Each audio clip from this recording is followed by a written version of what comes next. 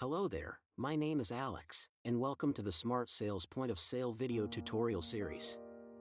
In this video, we'll be giving you a quick overview of the inventory and reporting side of the software. To begin, let's log in using a username and password. Once logged in, you'll be greeted with this screen. Here, you have several options, including Inventory Management, Inventory List, Reports and Queries, Setup, and Logout. Let's start with Inventory Management. This section offers many features. Add or delete items. Set up categories, brands, and suppliers. Configure units and assign them to items. Perform stock counts. Mark items as inactive. Manage expiry dates. Update prices.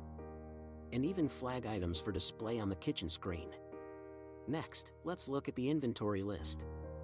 This is where you can view your entire inventory, or filter by barcode, category, or description. You can also export your inventory to various formats for reporting or backup. Moving on to reports and queries. Feel free to pause the video here and take a look at all the available options. For now, I'll walk you through just two examples. First, let's check receipts. Select a date range, and you'll see all the receipts generated within that period. Most of the reports in this section support date filters and can be exported. Let me show you what a sample export looks like in Excel format.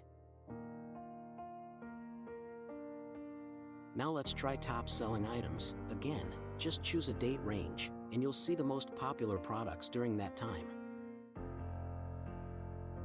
Moving on to the setup section.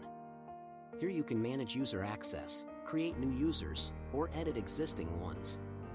Clicking the Edit button on a user will show all the specific permissions you can assign, both for the point of sale and the inventory systems.